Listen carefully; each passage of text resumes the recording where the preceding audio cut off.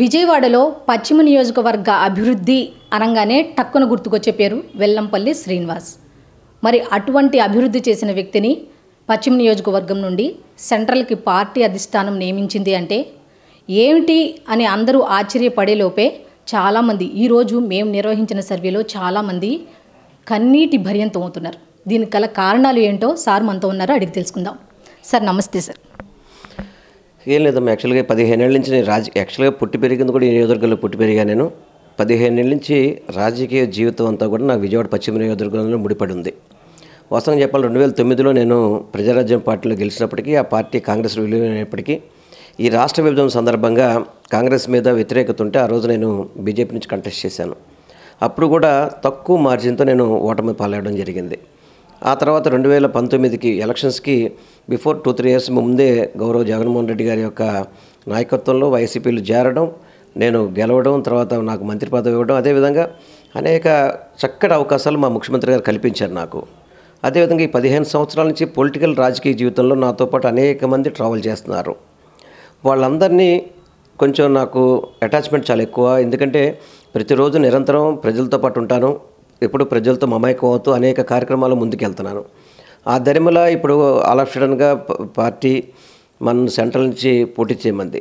తప్పకుండా మా ముఖ్యమంత్రి గారు ఒక ఏదైతే నిర్ణయం ఉందో దాన్ని గౌరవిస్తాం, దాన్ని తూచా తప్పకుండా పాటించే సైనికుల్లా పనిచేస్తాను నేను. కాకపోతే 15 సంవత్సరాల అనుభవంతో ఉండేటప్పటికీ పార్టీ నాయకులు కానీ కేడర్ కానీ ముఖ్యంగా ప్రజానీకం అనేక మంది ప్రభుత్వ పథకాలు లబ్ధి పొందడం ఉన్నారు. అనేక ఇష్యూస్లో మనం అడ్రస్ చేయడం జరిగింది.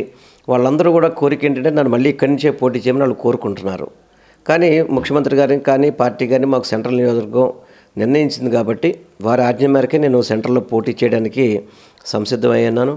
అదేవిధంగా గత 4-5 రోజుల నుంచి కూడా మా పార్టీ నాయకులు అందరూ కూడా సర్ది చెప్పుకుంటున్నారు. వారు కూడా అందరూ కూడా ఆవేశం వ్యక్తం చేస్తున్నారు. వారందరినీ కూడా ఒక్కొక్కరిని సమాధానించుకుంటూ తప్పకుండా ఏదైతే ముఖ్యమంత్రి గారు మా బాధ్యత చెప్పారో ఆ బాధ్యతని పూర్తి చేసుకొని మళ్ళీ సెంట్రల్ నియోజకవర్గంలో కూడా అత్యధిక మెజార్టీతో గెలవాలనే ఒక ఆలోచనతో ముందుకెళ్తున్నాను నేను. యాక్చువల్గా మార్నింగ్ నుండి మేము ఇప్పుడు దాకా స్టార్ట్ చేస్తే కొండ ప్రాంతం పైకి వెళ్ళాం సార్. ఆ కొండ ప్రాంతం పైకి మేము ఎక్కుతూ ఆయాసపడి వెళ్ళలేకపోతే చుట్టుపక్కల ప్రజలు ఒకటే చెప్తున్నారు, మీరు ఇంత ఆయాసపడుతున్నారండి వెల్లంపల్లి శ్రీనివాస్ గారు జ్వరంలో కూడా వచ్చి మా ఎలా ఉన్నాము ఏంటి అని అడిగిన క్వశ్చన్లు చాలా ఉన్నాయి. మమ్మల్ని పలకరించిన వ్యక్తి అటువంటి వ్యక్తి అక్కడికి వెళ్ళిపోతుంటే చాలా బాధగా ఉందని. నార్మల్గా నాయకులు వస్తూ ఉంటారు వెళ్తూ ఉంటారు, అది వేరే విషయం. కానీ వాళ్ళు ఏడుస్తున్నారు సార్. అంటే మేము డైరెక్ట్గా చూసాం కాబట్టి మీకు చెప్తున్నాం. అంత ఆప్యాయత అంత బాండింగ్ మీ మధ్య ఎట్లా సార్?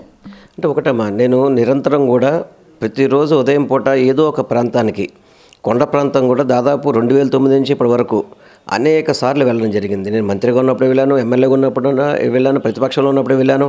ఎందుకంటే ప్రజల యొక్క కష్టాలు తెలుసుకోవడానికి. ఎందుకంటే మా కాన్స్టిట్యున్సీ అంతా కూడా సొగ భాగం అంతా కూడా కొండ ప్రాంతమే ఎక్కువగా సొగ ప్రాంతం ఉంటుంది. వాళ్ళ యొక్క మౌలిక వసతులు కల్పించడం కానివ్వండి, వారికి అన్ని రకాల ఫెసిలిటీలు క్రియేట్ చేయడం కానివ్వండి, కొండ ప్రాంతంలో ఎటువంటి ఇబ్బందులు అక్కడ చూసుకోవడం కానీ, వాటర్ సప్లై కానివ్వండి, వాటర్ ట్యాంకులు నిర్మించడం కానివ్వండి, ఇవన్నీ కూడా నేను గత 2009 నుంచి ఇప్పటి వరకు కూడా అనేక రకాలు చేయడం జరిగింది. వాళ్ళకి ఏ చిన్నపాటి సమస్య వచ్చినా కూడా నేను కంపల్సరీ వాళ్ళ దగ్గరికి అటెండ్ అవుతాను, ఆ సమస్యని అడ్రస్ చేస్తాను. దాని మీద ప్రజానీకం అంతా కూడా నా మీద పూర్తి అభిమానం ఉంది వాళ్ళందరికీ కూడా.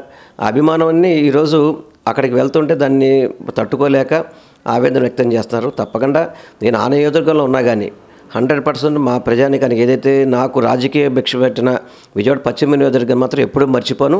వాళ్ళని ఎప్పుడు కూడా తప్పకుండా మా కుటుంబ సభ్యులుగానే భావిస్తున్నాను వాళ్ళందరూ కూడా.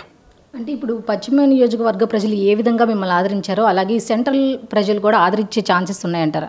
ఒకటమ్మా, మనసు మంచిదైతే కనుక ప్రతి వాళ్ళు మనకు దగ్గర అవుతారు, దాంట్లో ఎటువంటి డౌట్ లేదు నాకు. ఏదో ఒకప్పుడు నేను ఎమ్మెల్యేగా ఉన్నాను, ఒకప్పుడు మంత్రిగా ఉన్నాను అని అహంకారం చూపెడితే ఏ ఒక్కరు మన దగ్గరికి రారు. వాళ్ళని ప్రేమగా పిలిస్తే ఒకవేళ వాళ్ళకి మనం చేయలేని పనులు ఉన్నా కానీ అభిమానంతో చెప్తే వాళ్ళందరూ కూడా ప్రజలంతా కూడా వింటారు. అలా కాకుండా మనకి పదవి ఉన్నప్పుడు అహంకారంతో, పదవి లేనప్పుడు పని ఉన్నప్పుడు ఒక టైపు, పని లేనప్పుడు ఒక టైపు మాడితే మాత్రం ఏ ప్రజానీకం పట్టించుకోరు. నాకున్న మంచి మనసుతో తప్పకుండా ప్రజల్ని ఆకట్టుకునే విధంగా, ప్రజలకి అన్ని విధాలు మంచి చేసే విధంగా, పశ్చిమ నియోజకవర్గంలో ఏ విధంగా అభివృద్ధి చేశాను, పశ్చిమ నియోజకవర్గంలో ప్రజలకు ఏ విధంగా మంచి చేశానో అదేవిధంగా సెంట్రల్ నియోజకవర్గానికి కూడా మంచి చేయడానికి, ప్రజలతో మంచిగా ఉండడానికి, వాళ్ళకి అన్ని రకాల మంచిగా ఉండడానికి తప్పకుండా ప్రయత్నం చేస్తాను. ప్రజలు ఆదరిస్తారని మాత్రం పూర్తి నమ్మకం నాకు ఉంది. అంటే ఇప్పుడు సెంట్రల్ నియోజకవర్గం అనేది తెలుగుదేశం పార్టీ అడ్డా అని అంటున్నారు, దానికి మీరు ఇచ్చే కౌంటర్ ఏంటి? దానికి ఆల్రెడీ 2019లోనే మీరు చూశారు. మా సోదరుడు మల్లాది విష్ణు గారు గెలిచారు. ఇప్పుడు ఆల్రెడీ దానికి మల్లాది విష్ణు గారు మేము కలిసి ఉంటాం కాబట్టి దాన్ని ఇంకా ధీటుగా ఎన్నుకొని రేపు 2019 కంటే 2024లో మంచి మెజార్టీతో జగన్మోహన్ రెడ్డి గారికి ఆ సీటు కానుకగా ఇవ్వాలి మాత్రం నేను తప్పకుండా కృషి చేస్తాను దానికి. అంటే ఇప్పుడు మీరే అన్నారు సోదరుడు అని మల్లాది విష్ణు గారిని, మరి ఆయన ఫీల్ అవ్వడం కానీ ఏంటి ఇట్లా జరిగిందని ఆయన హట్ అవ్వడం కానీ అటువంటి ఏం జరగలేదంటారు? మరి తప్పకుండా ఎమ్మెల్యేగా పోటీ చేయాలని ప్రతి వాళ్ళకి కోరుకుంటుంది.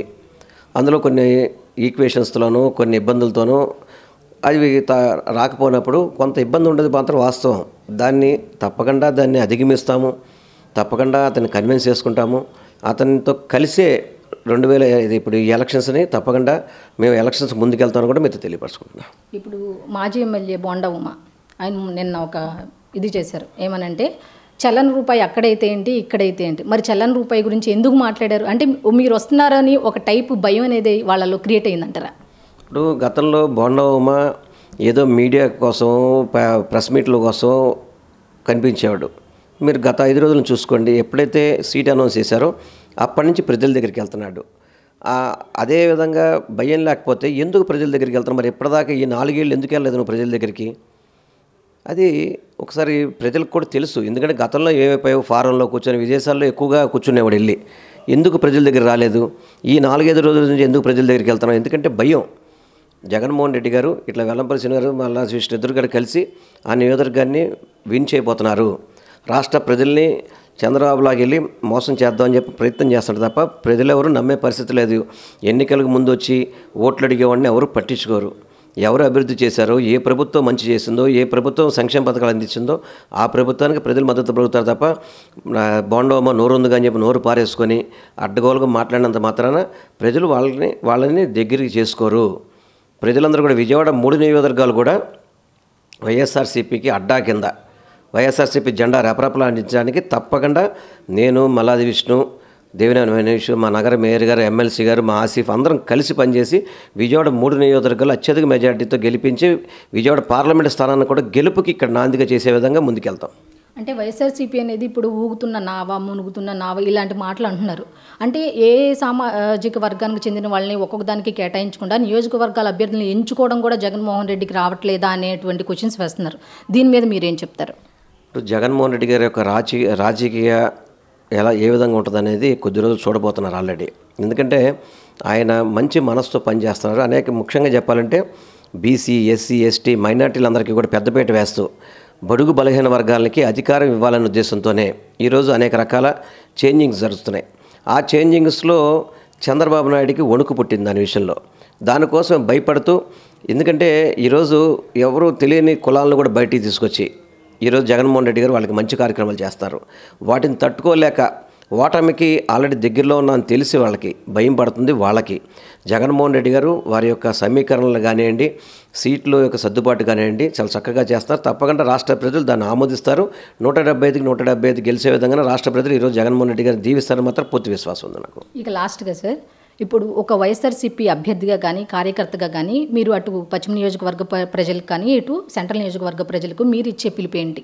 నేను ఒకటే అమ్మా, వీళ్ళందరికీ చెప్పేది ఒకటే. 2019 గౌరవ ముఖ్యమంత్రి గారు ఎప్పుడైతే ప్రమాణ స్వీకారం చేశారో చెప్పిన మాట ప్రకారం, ఇచ్చిన మాట ప్రకారం సంక్షేమ పథకాలు అమలు చేస్తూ అభివృద్ధికి విజయవాడ సిటీకి రాష్ట్ర ప్రభుత్వ సహకారంతో అనేక వందల కోట్ల రూపాయలు నగరపాలక సంస్థ కావచ్చు, ఇరిగేషన్ డిపార్ట్మెంట్ కావచ్చు, అదేవిధంగా ఇళ్ల పట్టాల సమస్యలు కావచ్చు, దాదాపు 1,00,000 మందికి ఇళ్ల స్థలాలు కేటాయించడం కావచ్చు, వీటన్నిటికీ ఇంకా ముందు ఇంకా మంచి జరగాలంటే జగన్మోహన్ రెడ్డి గారు ముఖ్యమంత్రిగా ఉంటే మాత్రం జరుగుద్దని చెప్పని ప్రజలకు చెప్పుకుంటూ ఈ 3 నియోజకవర్గాల్లో కూడా ప్రజలకి జగన్మోహన్ రెడ్డి గారు చేసిన మంచి చెప్పి, చేయబోయే మంచిని కూడా చెప్పి తప్పకుండా ఇక్కడ వైఎస్ఆర్సీపీ పార్టీని గెలిపిస్తామని చెప్పని మీ ద్వారా తెలియపరచుకుంటాను. సబ్స్క్రైబ్ చేయండి. Please do subscribe to. Please like, share and subscribe to top Telugu TV. Top Telugu TV. Top Telugu TV.